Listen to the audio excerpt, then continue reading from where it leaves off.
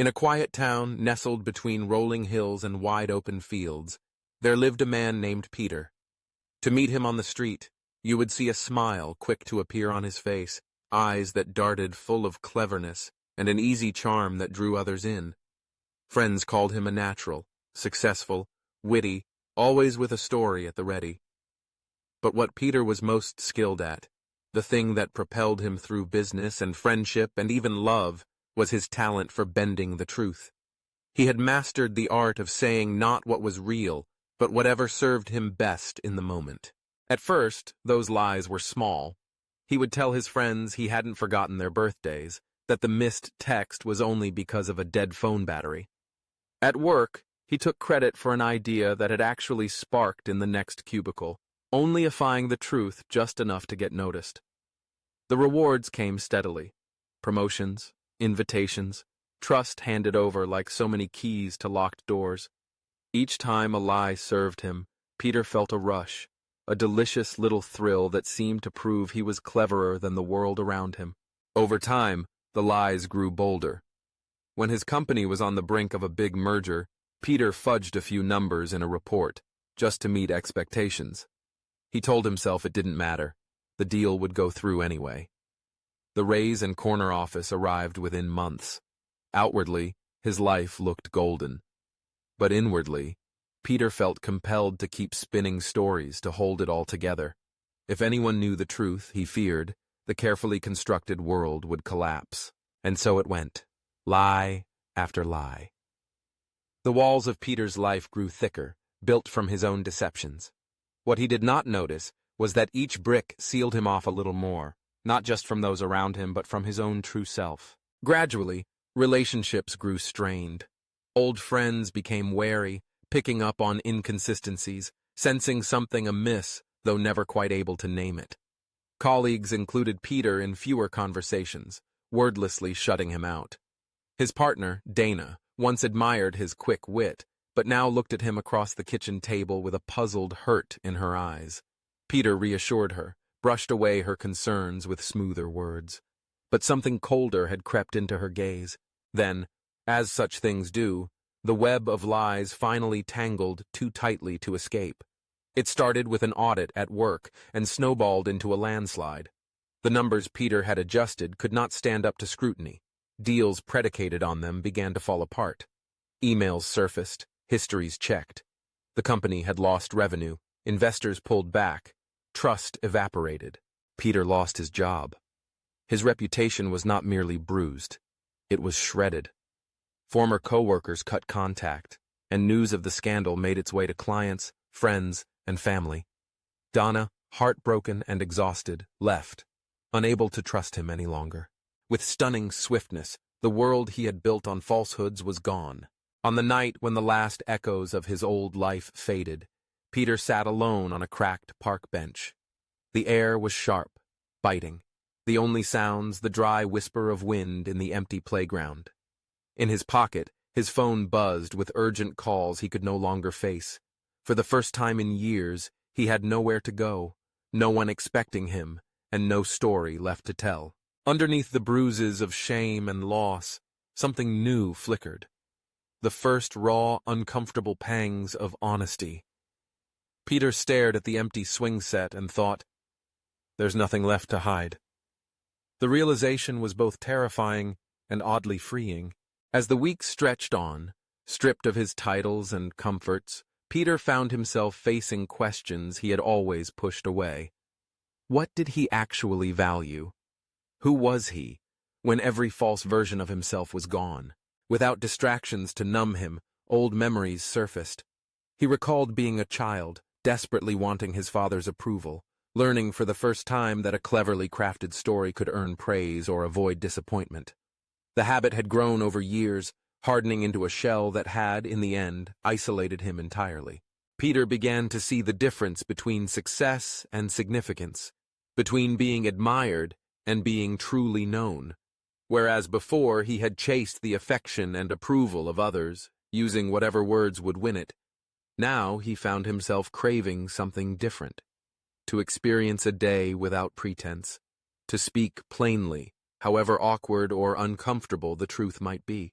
He took work where he could find it. Easy, honest labor, delivering groceries to people who barely looked his way. He ached with humility, remembering how he used to breeze past workers like these, never once wondering about their stories. Sometimes he met an elderly woman on her porch, sometimes a harried mother with toddlers tugging at her coat. In serving others, with no need to impress, Peter discovered small moments of connection. He began to listen instead of always looking for his next angle. Slowly, hope crept back in. He called his sister, confessed the things he had hidden even from her. Through tears, she forgave him, not with glib words, but with the simple promise to talk again, honestly, week by week. He sought out those he had hurt in business, not for redemption, but simply to own what he had done. He wrote letters, sometimes welcomed, sometimes not. But each time, he resisted the urge to justify, excusing nothing. The process was painful, full of awkward pauses and old shame. But as the months passed, Peter recognized that living in the open, however exposed, carried a new kind of dignity. The truth set him free from the exhausting effort of keeping track of lies. His appetite for praise faded, replaced by a quiet satisfaction when he simply did the right thing. Redemption doesn't come all at once, nor does it erase the consequences of what's been done. Peter would carry some scars forever. Some relationships would never return. But he came to realize that being honest, even with the risk of rejection or anger, was the only way to find real connection, with others and with himself. He also discovered that honesty didn't mean bearing every flaw at every moment. It meant being grounded enough to admit mistakes, to ask for help, and to celebrate small wins without embellishment. When a neighbor praised his work ethic, Peter replied with gratitude, not boasting. When asked about the past, he spoke of it plainly, no longer needing to embellish or hide. One quiet afternoon, months after losing everything, Peter met Dana on a city street. They greeted each other awkwardly, and for the first time he looked at her with no need to persuade or excuse. To his surprise, she smiled, a sad but genuine smile that spoke of time past, wounds healing. They talked, honestly and gently, about the people they had become, and parted with a hug. There was no promise of renewal, only the peace that comes from letting go. Peter's story isn't a fairy tale. He didn't regain his old job, nor did all his friends return. Instead, he built a quieter, truer existence from the ground up. Each morning he woke up determined to live with integrity, catching himself when his old reflexes returned. Over time, the lies became rarer, honesty a habit not of compulsion, but of choice. He joined a local group devoted to mentoring at-risk youth. There, in a drafty church basement, he told his story, not the polished, self-justifying account from years before, but the real version. He spoke of mistakes, of loneliness, of the heavy cost of dishonesty. He saw something change in the eyes of a few listeners. Hope, perhaps, that transformation was possible, even after profound failure. Through these conversations, Peter discovered something deeper, that our worst failures, when faced courageously, can become the ground on which new trust is built. Redemption is not about erasing the past, but about learning from it and growing in humility and strength. As the seasons turned, Peter found joy in small, ordinary things. A warm meal, honest laughter, a gentle word of encouragement. Freed from the exhausting pressure to perform, he learned that being known for who you really are is worth far more than admiration won by deceit. In the end, Peter did not find redemption in the eyes of the world, but in his own steady heart, in relationships restored by honesty, and in a life rebuilt, one truthful step at a time.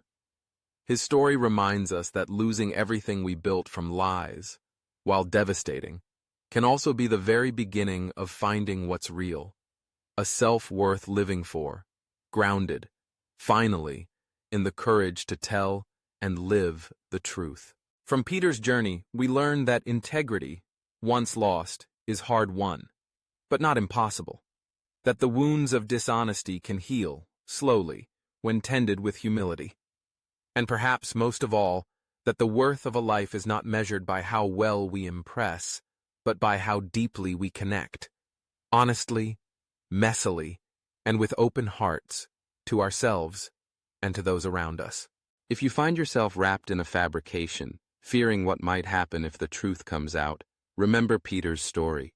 There is freedom on the other side of honesty, a chance to trade the fragile prizes of illusion for the lasting contentment of authenticity. Even when you've lost everything, the journey to your real self can begin. And from there, redemption is, quietly, always possible.